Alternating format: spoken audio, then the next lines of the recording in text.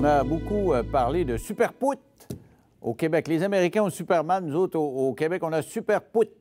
Wouh! Alors, on a cette solution-là pour réparer le pont Champlain, mais vous voyez ce que ça crée quand même en attendant Superput. Ça prend bien des autos qui se collent un après l'autre et ça prend bien du temps avant de traverser tous les ponts. Là. Maintenant, tout est congestionné. Et il y aurait une solution pour contribuer à désengorger ça. Et on aurait pu le faire même au cours des dernières années. Luc Poirier était venu nous en parler. Celui qu'on appelait Luc le millionnaire parce qu'il s'était fait connaître à Occupation Double, mais depuis lors, il a une croissance astronomique. C'est un promoteur qui a pris du coffre. Donc, il a un projet qui pourrait se réaliser très rapidement. Ça prendrait 2 ans au lieu de l'éternité que ça va prendre avant de construire le pont Champlain. Il est avec nous. Bonsoir, Luc. Oui, bonsoir. Avant, il paraît que vous avez déjà construit un bateau parce que vous venez de croiser Mylène. Vous avez donné votre carte parce que vous avez déjà construit des bateaux. Oui, en fait, on a construit, moi puis Luc Forcier, un partenaire, le seul bateau canadien, entièrement canadien, donc l'architecte ainsi que la conception et tout. Puis on devait faire l'année passée Québec-Saint-Malo. Puis finalement, ça tombe à l'eau parce qu'à la dernière seconde, dernière semaine, quand ils sont venus faire les tests, ils n'étaient pas conformes au niveau du mât.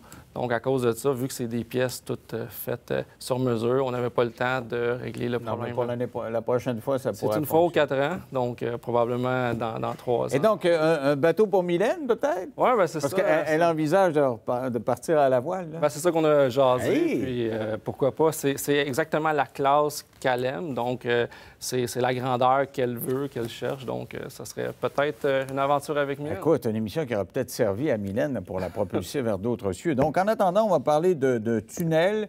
On en avait parlé il y a quelques années, mais là, ça s'impose actuellement avec tous ces bouchons-là. C'est quoi votre projet là, qui est sérieux? Là, parce que vous avez des études, il y a des scientifiques, des ingénieurs qui sont prononcés, puis oui. C'est amorcé. C'est quoi? C'est plus que sérieux.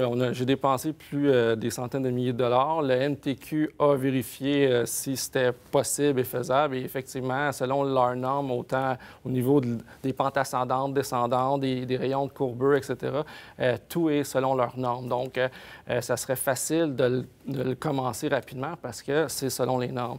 Et ça se ferait rapidement? Oui, ça serait rapidement. Bon, exemple, les études environnementales, je suis en tunnel. Donc, je touche pas aux rives, je touche pas à l'eau. Donc, ça l'aide beaucoup au niveau de la rapidité.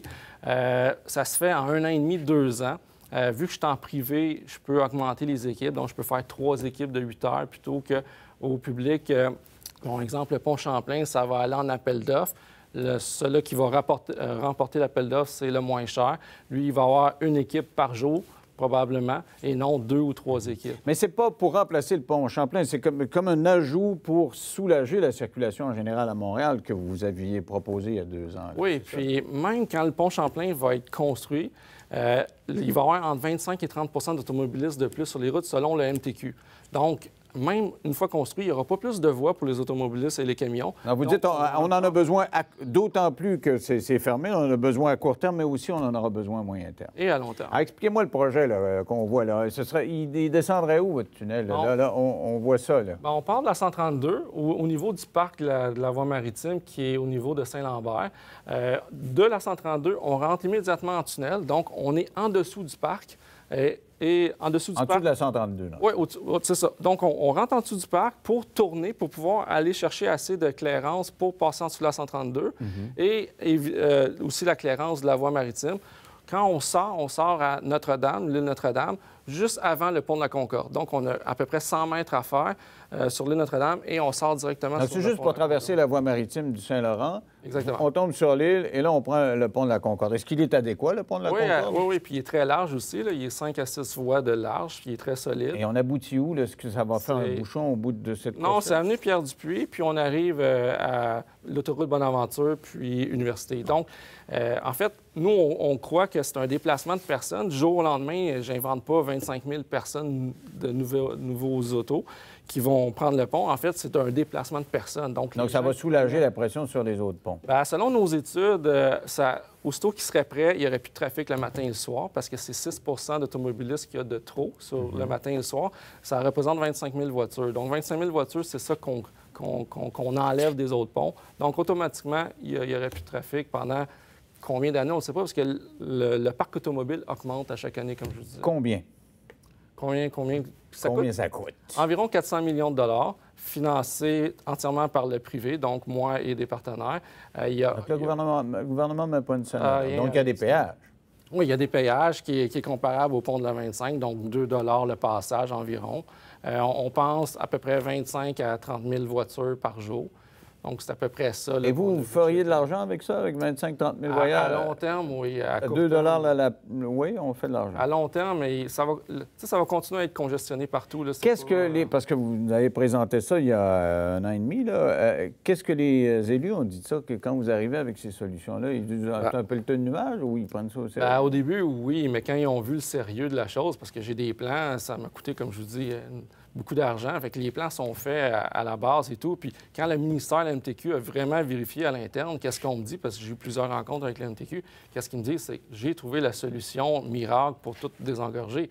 Et eux avaient mis, avec M. Nicolet, qui avait fait le pont Louis-Hippolyte Lafontaine, avait déjà dépensé beaucoup d'argent à 2 reprises, là, à peu près 30 ans. Puis en 2002, pour des études, parce que c'est logique, là, quand on a une vue aérienne, on voit très bien que... Il y a un pont qui est déjà là, il manque juste un petit morceau. Il a été pensé en 67 pour être relié. Donc, il manque juste un petit morceau de rien, qui est à peu près 200 mètres. Mais là, ça vous prendrait quoi? Vous me dites, au niveau environnemental, je n'ai pas trop besoin d'autorisation. Vous avez le financement? Parce que j'ai entendu avec Dutrisac, vous disiez ce midi qu'au moment où vous l'avez annoncé, un an et demi, les banques se sont manifestées pour dire, hey, on est capable de prêter de l'argent. En fait, les grandes banques, et pas juste les banques, c'est à travers le monde, ça s'est parlé. Puis il y a des grosses firmes comme ceux qui sont dans le privé, exemple à Toronto, qui ont fait la 401, je crois, qui m'ont téléphoné pour dire, regarde, on voudrait être partenaire ou on va vous prêter de l'argent, parce que c'est une valeur sûre. OK, il faut faire une pause au retour. On va se demander pourquoi ça se fait pas. C'est que si ça prend si peu d'autorisation, si peu de financement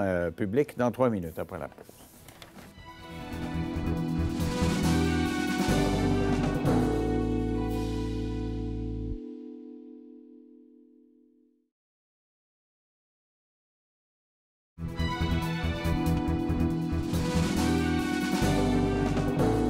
Avec moi, le promoteur Luc Poirier, on parle de la possibilité d'aménager un tunnel sous le Saint-Laurent qui coûterait 400 millions. On dit qu'il n'y aurait pas de problème de financement. Le public ne met pas une scène là-dedans. Du point de vue de l'environnement, c'est facile. C'est quoi le problème? Pourquoi ça ne peut pas se faire? En fait, quand j'ai annoncé ça en 2011, j'ai rencontré ensuite tous les intervenants. Il y en a plusieurs, il y en a près d'une dizaine. Puis ça annonçait très bien. Donc, autant MTQ, Transport Canada, Voies maritimes, etc., tout allait bien. Il manquait juste Montréal. Montréal, qu'est-ce qu'il me disait? Il ne me disait pas non. Il disait pas oui. Il disait attendons les élections, les prochaines élections, et on verra par la suite. Parce que c'est mal vu à Montréal de développer l'automobile. Oui, effectivement, c'est si c'était en vélo, il dirait peut-être. Un tunnel à vélo, mais il pourrait quand même passer en vélo dans votre... Oui, absolument. Autant puis, les piétons, le vélo, et ainsi de suite. Donc, oui, effectivement. Mais Montréal a toujours... Bon, c'est mal vu, les nouvelles voitures d'amener à Montréal, mais en même temps, l'économie de Montréal s'effrite à cause de ça. Mais alors que c'est l'effet contraire. Sur la Rive-Sud, les maires, publiquement, ils veulent désengorger, mais dans le fond, ça fait leur affaire parce que les gens sont prisonniers sur la Rive-Sud, ça fait du développement économique. Exactement. Sous mot couvert, qu'est-ce qu'on me dit? C'est que les problèmes actuels, ça aide grandement au développement des villes, exemple comme Brossard, Longueuil, parce que les industries s'installent là, ils ne déménagent plus à Longueuil, les employés restent sur la Rive-Sud, ainsi de suite. Donc, pour l'économie de ces villes-là, c'est génial. On pense à Brossard, un centre-ville. Il y a des tours qui se construisent de bureaux. Il y a 5 ans, on n'aurait jamais pensé à ça. Là, c'est un Québécois qui arrive avec un projet. Dans le cas de la 25, c'était des Espagnols. Peut-être que ça va mieux. Effectivement. Je pense que qu'est-ce qui ne m'aide pas, c'est que je suis un Québécois, puis c'est mal vu au Québec de faire des sous. Donc, c'est certain que si j'avais un nom espagnol ou être passé à occupation double, ça aide ou ça aide pas quand tu arrives avec un projet de même? Je sais pas. Des fois, ça l'aide, des fois, ça l'aide pas, mais... Bon, on me connaît comme un fonceur, puis ça n'arrêtera pas, puis je ne laisserai pas tomber. Luc Poirier, merci beaucoup. C'est extrêmement intéressant. En tout cas, il y a sûrement une piste de solution à cet égard-là. Merci d'avoir été là. On se retrouve demain à l'heure habituelle. Bye-bye.